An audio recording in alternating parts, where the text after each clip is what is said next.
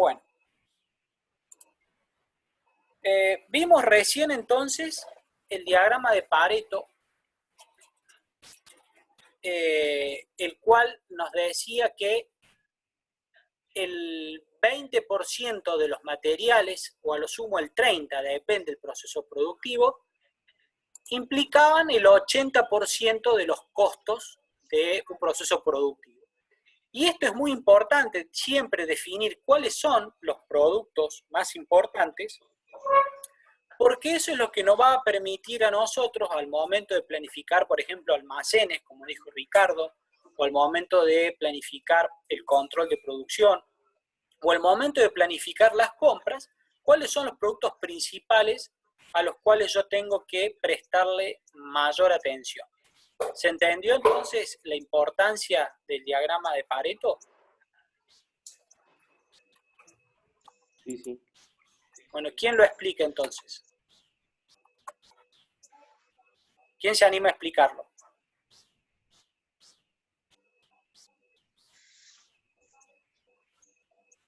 Muy simple, se pueden equivocar, para eso estamos.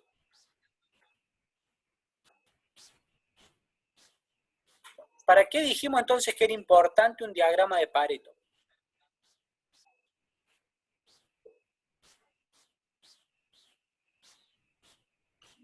Te muestra, digamos,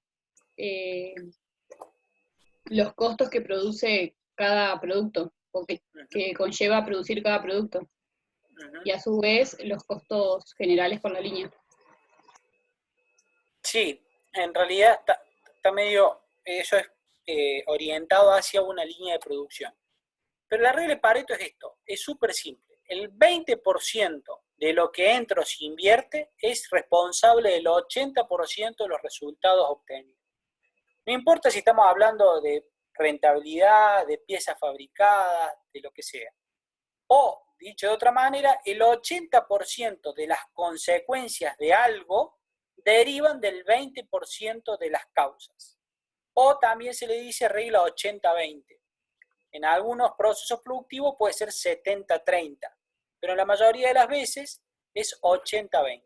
Entonces ustedes siempre tienen que tener presente que en toda empresa el 80% de los resultados dependen del 20% de las causas. Entonces ustedes cuando tengan que planificar o armar un proceso productivo, tienen que concentrarse en ese 20% que es responsable de la mayor parte de una empresa.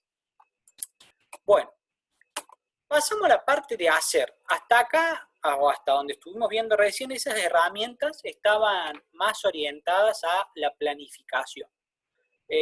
Ahora vamos a ver algunas herramientas que están más orientadas hacia la producción, a la parte de empezar a hacer. Esta herramienta que se llama matriz de producción, ya la discutimos varias veces y es un resultado o necesita del Bill of Material o el diagrama de Gaussian. ¿Qué es la matriz de producción o el plan maestro de producción? Lo vimos varias veces. ¿Alguno se acuerda?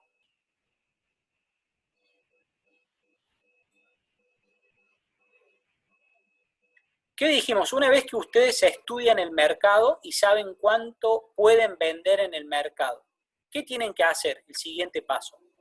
Lo van a hacer después ustedes. Ahora estamos estudiando el mercado con el trabajo práctico de ustedes. Estamos determinando a qué clientes podemos atacar y cuántos clientes podemos tener. Una vez que definamos los clientes, ¿qué tenemos que empezar a definir? Que definir el proceso productivo. Exactamente, proceso productivo y cuánto vamos a producir. Que ahí se superpuso otra voz ahí, no sé quién fue que lo dijo también. Entonces, una vez que sabemos cuánto podemos vender, tenemos que empezar a pensar cuánto podemos producir. Y eso cuánto podemos producir se grafica o se establece en una matriz de producción. Una matriz de producción puede ser algo tan simple como esto, en donde yo pongo un calendario de producción, en este caso, fíjense, es de enero a junio, y establezco los días que tengo laborables en cada mes, cuántas unidades puede producir cada trabajador, supongamos que, no sé, una fábrica de cajones. Entonces yo ya sé que cada trabajador me puede producir 440 cajones en enero, 380 en febrero, y así voy cuantificando. La demanda es esto que ustedes tienen que medir o tratar de empezar a pensar. En este caso hay una demanda de 2.300 cajones. Entonces, si yo digo, bueno, en mi mercado hay una necesidad o puedo vender 2.300 cajones y mis trabajadores pueden producir en enero 440 cajones, bueno, yo necesito 5 trabajadores para hacer frente a eso y tengo 5 actuales. Bueno, y así voy cuantificando uno por uno. Fíjense lo que pasa en febrero. Se ve que esto es un producto súper estacional que en febrero y marzo tiene una demanda mucho más alta o empieza a levantar en febrero o marzo. En enero no se demanda tanto. Entonces, en enero de requerir 5 trabajadores voy a necesitar 10 trabajadores. Y ahí levanta mi requerimiento de trabajadores. Entonces tengo que salir a lo mejor a contratar trabajadores en algún momento. Entonces fíjense, empiezo a planificar. La palabra planificación, que a veces parece difícil o que uno no sabe a qué se refiere, bueno, acá yo ya sé, tengo la demanda establecida, entonces yo ya sé que como en enero tengo 5 trabajadores, en febrero voy a tener que salir a contratar otros 5 más y ya me quedo con los 10 trabajadores que más o menos necesito para todo el año. El costo de contratar a los trabajadores, los trabajadores que tengo que despedir, bueno, fíjense, en abril, mayo, como la actividad empieza a caer, yo ya sé que voy a tener que despedir a unos cuantos trabajadores, el costo de despedirlos, los trabajadores utilizados en total, el costo de mano de obra, la cantidad de unidades producidas, cuánto me quedan en stock o en inventario, el costo de almacenamiento, las horas extra, el costo de extra, costo total. Fíjense, esta tabla puede ser mucho más grande, pero fíjense que yo a partir del dato de la demanda, que es donde ahora estamos trabajando con cada uno de ustedes, puedo empezar a planificar toda la empresa y dejarlo escrito en algún lugar. Puede ser algo tan simple como una tabla en Excel, en donde yo calendarizo, es decir, pongo en días o meses qué voy a hacer mes a mes. Esto es un plan maestro de producción. Es súper simple de hacer, pero fíjense que para poderlo hacer necesito datos muy, muy certeros. ¿Entendieron más o menos de qué va el plan maestro de producción?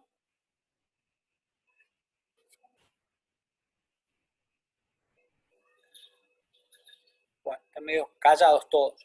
Vamos a suponer sí, se entendió, se entendió. Bueno, vamos a suponer que internet anda mal y hay delay y se corta. ¿Qué es una hoja de ruta? ¿Qué les dice a ustedes? Hoja de ruta, la palabra hoja de ruta. Les debería sonar a algo. El camino a seguir. Exactamente. En un proceso productivo, sea de lo que sea, primero hay que hacer determinadas tareas y después hay que hacer otras tareas siguiendo un procedimiento o un proceso. Parte lo podemos ver en el diagrama de Gantt, pero ese diagrama de Gantt yo lo puedo simplificar en una hoja de ruta. Una hoja de ruta, pasada en limpio, es una planilla que tiene esta forma.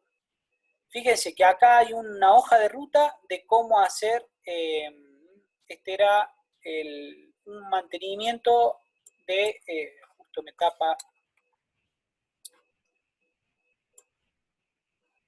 es el mantenimiento de un motor de arranque, porque pasa que justo me lo tapaba la herramienta del Zoom. Bueno, entonces acá fíjense que hay que hacer 27, la operación 1, la operación 28, están listadas las operaciones con un código. De alguna forma han determinado un código para cada operación. Esto está seguramente en algún manual. Y acá abajo te resume que son 30 operaciones en total para poder hacer el engrase del motor de arranque. Y fíjense, arranca con limpieza externa, con hidrolavadora, el tiempo de preparación y el tiempo de operación. El tiempo de preparación es cuánto tiempo tardo en enchufar la hidrolavadora, ponerla en régimen, empezar a lavar, y el material que voy a necesitar en esa operación, desengrasante industrial. Y así con cada una. Después desmontar el Bendix, desmontar un clutch, desensamblar el clutch, extraer los rodamientos, limpiar las partes, inspeccionar y medir, cambiar las partes rotas, instalar rodamientos, volver a ensamblar, desmontar tornillos. Fíjense, paso a paso, explicado como si fuese un cuentito, todas las tareas que yo tengo que llevar a cargo para poder hacer la reparación de un motor de arranque de un motor. Esto es una hoja de ruta. Le va mostrando paso a paso qué tareas se deben ejecutar.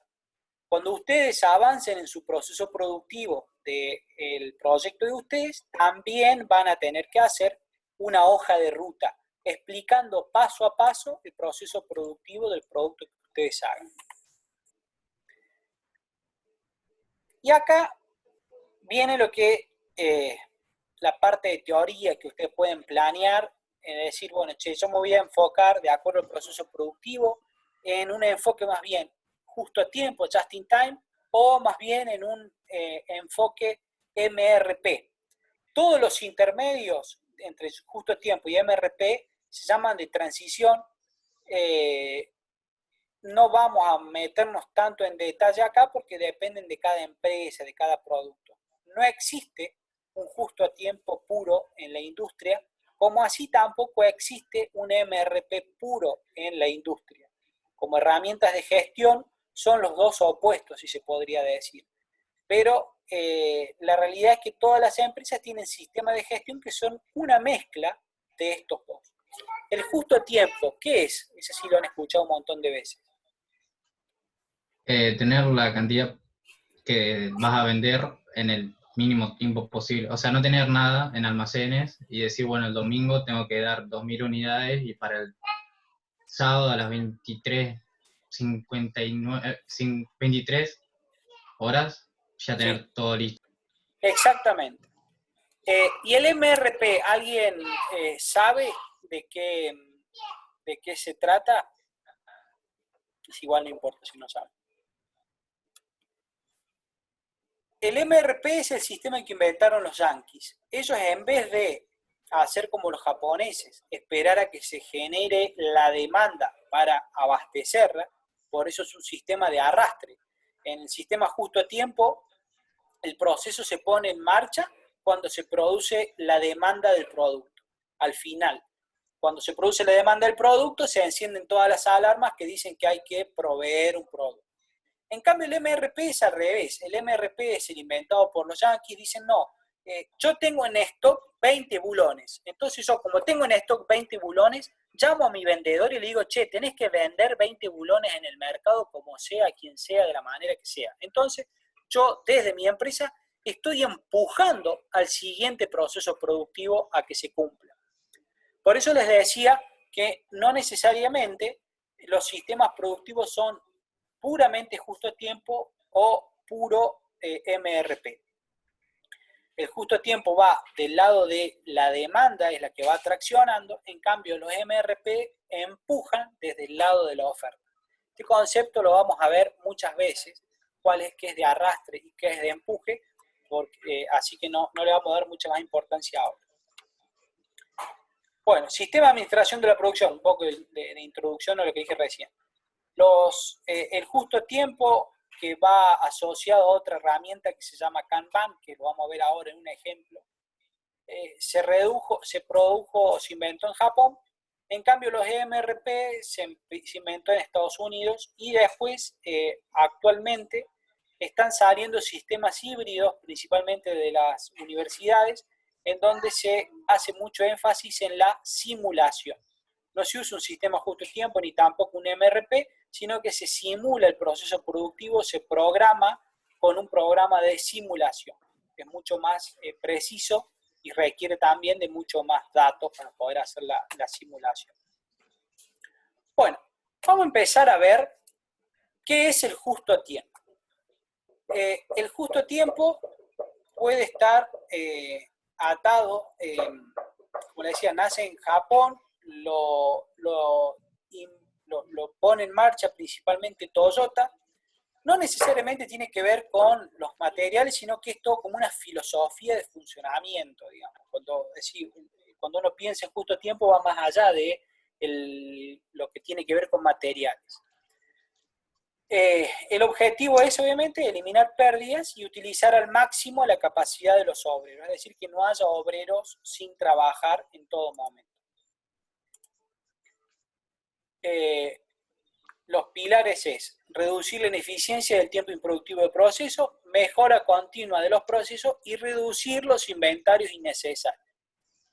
Para poder funcionar hace falta una gran participación de los empleados, porque son los empleados los que todo el tiempo tienen que estar trabajando o aportando recursos o actividades o tareas o ideas para reducir la ineficiencia.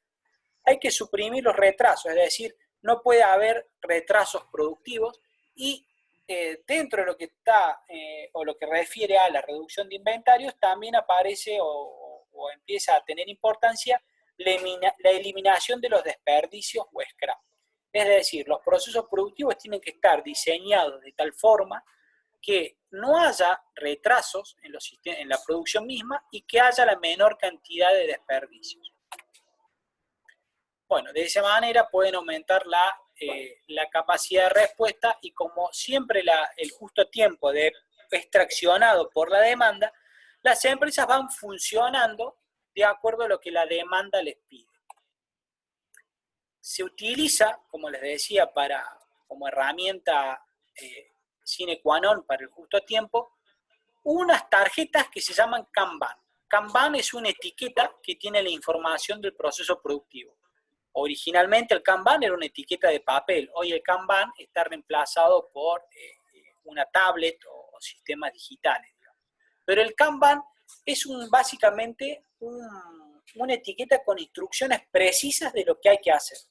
Cada operario recibe una tarjeta y en esa tarjeta le dice exactamente qué tiene que hacer, cuántas piezas tiene que hacer, desde dónde las tiene que sacar y a dónde las tiene que poner.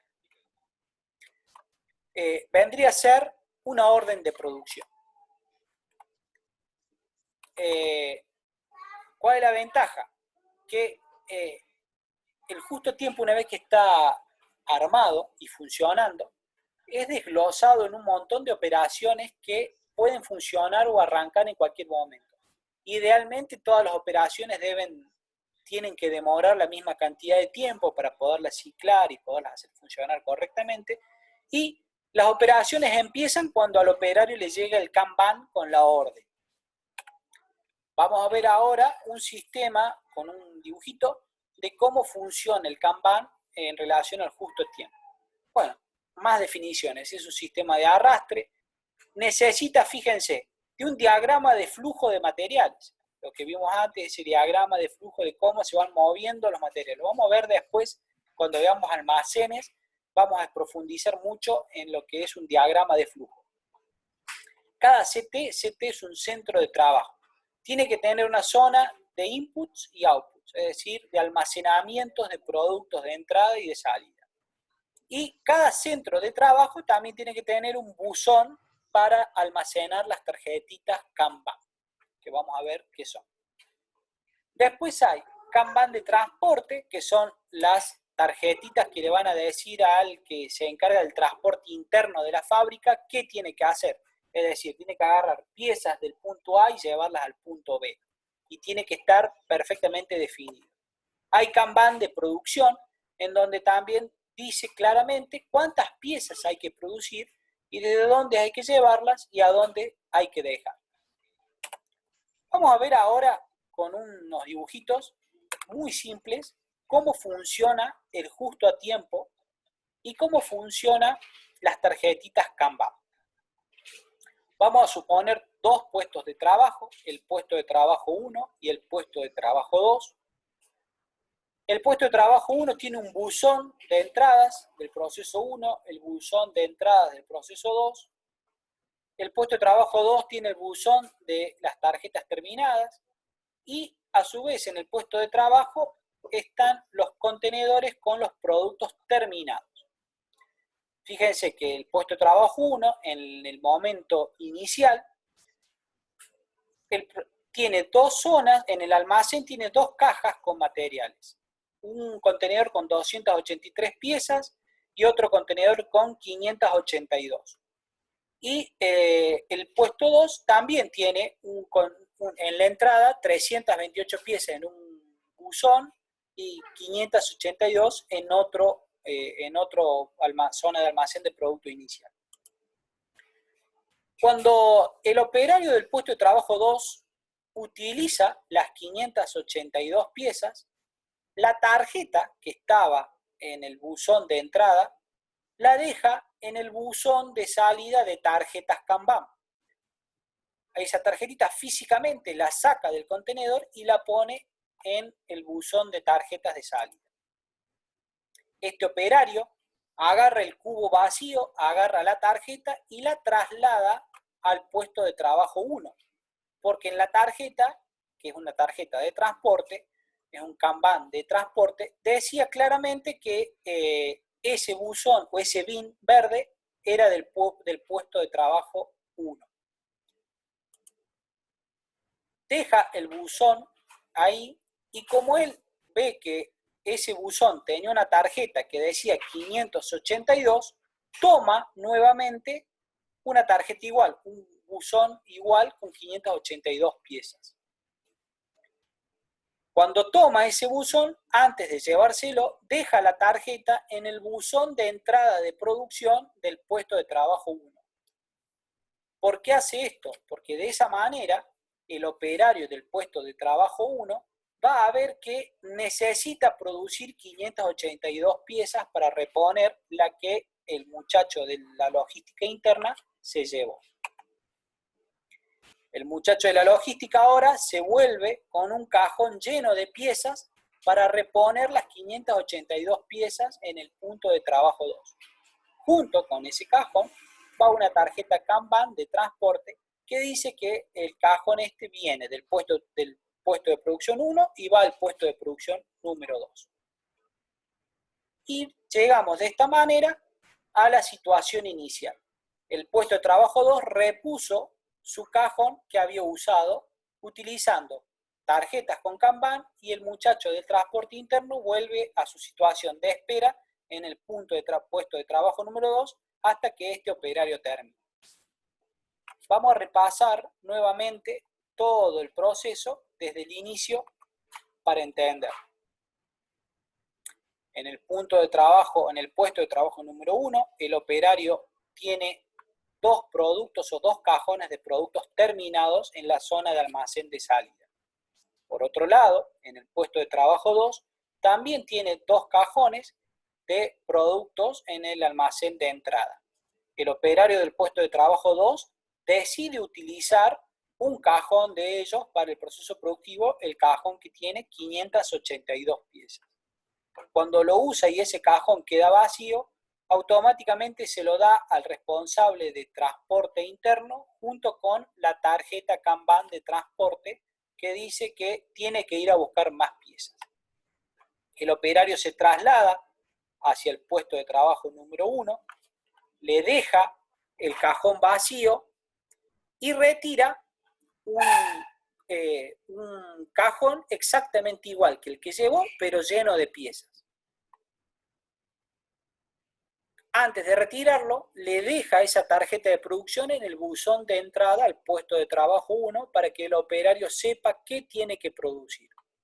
Se lleva el conjunto de piezas terminada al puesto de trabajo número 2 y el proceso productivo queda finalmente terminado.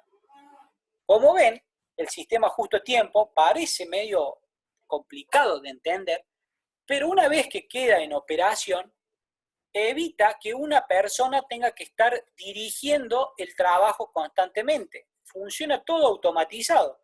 No hace falta que una persona diga, bueno, ok, se acabaron 582 piezas, vos desde el puesto de trabajo 1, mándale por favor 582 piezas para reponer, y vos darle órdenes a una persona interna que saque el cajón vacío y se lo lleve de nuevo al puesto de trabajo 1. Me evito estar dando un montón de órdenes, porque todo quedó automatizado en un proceso y todo está escrito en las Kanban, ya sean de producción o de transporte. ¿Alcanzaron a entender algo de cómo funciona el justo tiempo?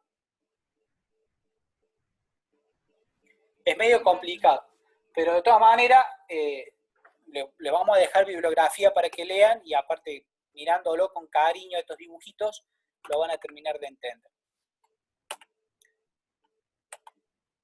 Bien, el MRP, al revés del anterior, no existe un proceso automatizado en donde alguien sin decir nada, moviendo cajones vacíos, pone a funcionar la fábrica.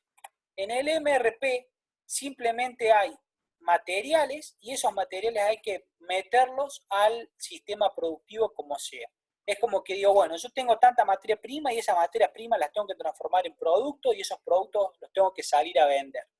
Es un sistema de empuje, por eso se llama empuje, porque nace la necesidad desde el origen. Y si ustedes piensan, también está muy en relación a la filosofía consumista que tienen los norteamericanos, que todo el tiempo están tratando de vender cosas. Entonces, como está el material en la fábrica, hay que hacer andar la fábrica, producir, y una vez que se produce, venderlo a como dé lugar.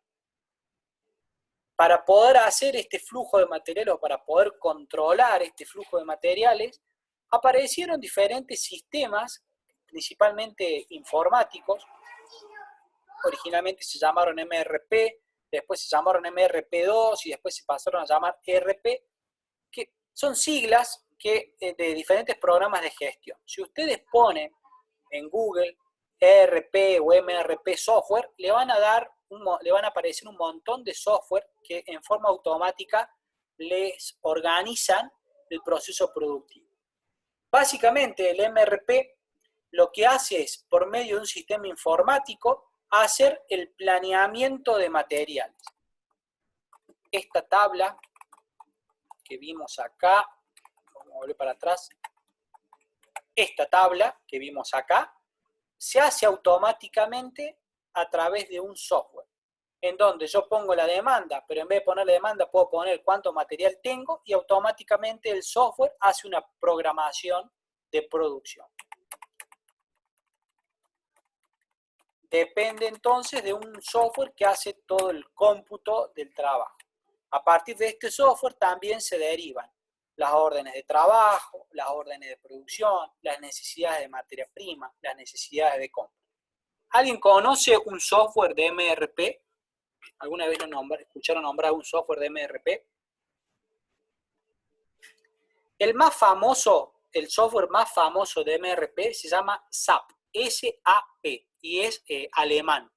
Pero bueno, búsquenlo después, se llama SAP, obviamente hay que pagar para usarlo, pero es el software más conocido para hacer MRP. Hay muchos MRP también de fabricación local, de ingenieros en sistemas locales. Acá les dejo básicamente la teoría, qué es el MRP1, qué es el MRP2, tiene que ver con la optimización o la eficientización del sistema productivo. Léanlo después, no tiene mayor importancia. Básicamente el MRP, que era la gestión del material, se empezaron a sumar otros procesos que tenían que ver a lo mejor con recursos humanos, con compras y demás. El MRP originalmente era solamente la planificación de la producción. Cuando a la planificación de la producción se le agrega la planificación de recursos humanos, las planificaciones financieras, las planificaciones económicas, se le denomina MRP2. Y el ERP es la gestión integral de la empresa. A lo que tiene que ver con lo puramente operativo, se le suma también la faceta administrativa, costos, presupuestos, contabilidad, administración, facturación. Y se llama, o se determina, o se arma un programa que se llama ERP, que es Enterprise Resource Planning, que es decir, planeamiento completo, planeamiento de los recursos de la empresa. No vamos a entrar en detalles, en todo caso, después en los ejemplos vamos a ver ejemplos justamente de ERP que se usan hoy en la industria. Los ERP, ¿qué necesitan? Bueno, los programas CAD, los programas CAM, que vimos algo en la fabricación 4.0, y también tiene que estar muy relacionado a funciones de la empresa del tipo administrativo, pronóstico de ventas, de nuevo, cuánto voy a vender, cuánto creo que puedo vender, facturación, cobranza, salarios, contabilidad, etc. Hasta acá lo que es los sistemas productivos. semana que viene vamos a empezar a ver cuáles son las modalidades de producción, que ya lo vimos, continua, por lotes, por talleres y demás. Voy a saltar acá hasta los ejemplos para que nos queden en claro algunos de los conceptos que vimos hoy. Fíjense, el despiece de una mesa. Una mesa A, que es una mesa que tiene una tabla plana, tiene dos patas rectas y dos patas torneadas. Tengo el despiece de la pieza. A cada componente de la pieza le pongo un código. Mi código es muy simple, son las letras del abecedario, de la letra A a la letra H. Y a cada subconjunto también le asigno un código. Fíjense que el conjunto de la pata común es el C, el conjunto de la pata torneada es el E, la tabla con las patas torneadas es el B. Y después tengo, por ejemplo, el F es el taco, el G es la pata común, el H es la pata torneada. Hasta acá sería lo que vimos, el despiece, el bill of material y la codificación de las piezas. ¿Cómo se llamaba esto? ¿Se acuerdan? Lo vimos en la clase pasada. Sí, sí. ¿El diagrama de Bocinto? Exactamente. Este es el diagrama de Bocinto de la mesa, de la fabricación de la mesa. Arranca con la pata corriente, de la pata común hay que tornearla, hay que agregarle un taco de madera, la pata torneada con el taco forman parte de lo que sería el conjunto de la pata torneada con el tablero o la parte de arriba de la mesa forman el subconjunto tablero con patas torneadas, y desde esta otra rama viene la pata común con el taco, forma el conjunto pata común con taco, y unido con este otro subconjunto, finalmente queda en la mesa completa. Fíjense que es un producto muy sencillo, pero tiene 4 niveles de fabricación. Imagínense la cantidad de niveles que tiene un auto, por ejemplo. Son miles de niveles. Pero bueno, quédense tranquilos, el producto ustedes los van a tener que hacer también en su debido momento y nosotros les vamos a ayudar a hacerlo. Es bastante más simple de lo que parece. Acá está el diagrama de Bocinto, pero ahora dibujado de otra manera, como lo habíamos visto la semana pasada, y en cada flecha agregamos la cantidad de componentes que son necesarios. Si vamos de arriba para abajo, para una mesa completa necesita un subconjunto de tablero con pata torneada y 2 subconjuntos de patas comunes. La pata torneada necesita una pata torneada y un taco de madera. La pata común necesita una pata común y un taco.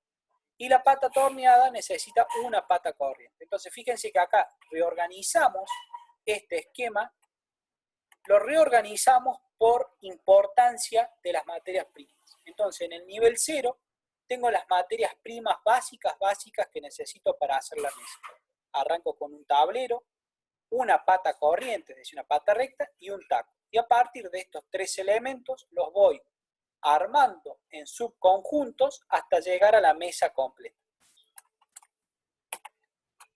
Esta es otra forma de ver el diagrama de Bocinto, pero esta tiene una particularidad. ¿Qué tiene de distinto este esquema? Les doy una pista. Exactamente. Exacto. Fíjense que agregue el tiempo abajo. Entonces, si yo tengo las tareas con respecto a sus precedentes y las tengo organizadas en una escala de tiempo, ¿cómo se llama esto entonces?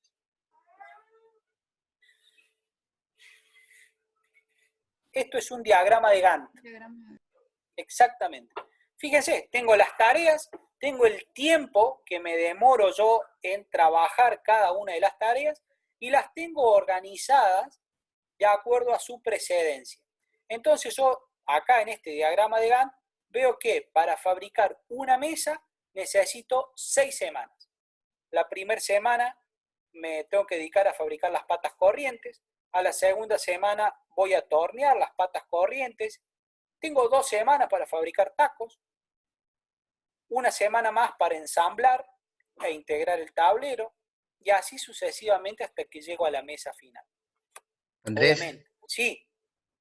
No, también lo pueden encontrar como diagrama de ordenamiento, que se llama también a esta herramienta, que no es ni más ni menos que un diagrama de Gantt visto en otra Exacto, manera, pero exactamente. se llama así. Ujú. Yo Bueno. tengo una duda. Sí. Decime. En el diagrama de Gosinto, Sí. que, o sea, nosotros decimos, bueno, a partir del tablero necesitamos una unidad para hacer el tablero con plataforma, ¿no? Sí. En el caso de ser, ponerle, no sé, harina, Ujú. ¿cómo ponemos? Definimos donde está el tablero, ponemos, o sea, ponemos Harina, medio kilo de gramos de... harina. Sí, y pones abajo harina individual. Lo podés Ahí va, ahí definir va. en gramos, en kilos, en alguna unidad de bulto. medida, en Claro. bultos. Tenemos que buscar siempre una unidad de medida que Exacto. sea homogénea. Eso también hay que pensarlo. Estuvo muy bien la acotación. Acá les muestro rápidamente el diagrama de Gantt de atrás para adelante. Fíjense, lo habíamos razonado al revés en el aire. Para llegar a la mesa tengo que ir armando con anticipación los diferentes subconjuntos y bueno, de adelante para atrás hasta llegar a lo inicial, que son los tacos de madera y las patas. El Bill of Material, fíjense, acá una vez que yo ya tengo todo identificado, tengo los códigos, tengo la denominación, tengo las cantidades, a qué nivel pertenecen, el origen y la precedencia, cuánto tiempo me demoran y cuál es la cantidad que tengo que tener en cada uno. Esta lista de parte también, con muy poquito de procesamiento más, se puede convertir en un diagrama de flujo, por ejemplo. Bueno, esto ya es el ejemplo de que usa de codificación. Fíjense que no sé si vamos a llegar a verlo, pero acá tenemos el código de A a la G, muy simple, son letras. Queda un minuto. Sí, no, igual lo cortamos y después veremos el ejemplo de cómo se usan para codificar en la industria automotriz para que no se pierdan. Vamos a ir viendo después cómo se hacen codificar productos complejos. Pero bueno, hasta acá lo que sería herramientas que me interesaba ver hoy. Ricardo, no sé si querés que seguimos con los ejercicios en la siguiente hora. Yo creo que sí, para Perfecto. cortar ahí. Cortamos acá y seguimos con los ejercicios por WhatsApp. Habilitamos porque capaz que vamos compartiendo planillas porque Dale, me parece que va a ser un poquito más dinámico. De Ah, última, después seguimos por WhatsApp a lo último, pero perfecto, hagamos un módulo más por... perfecto.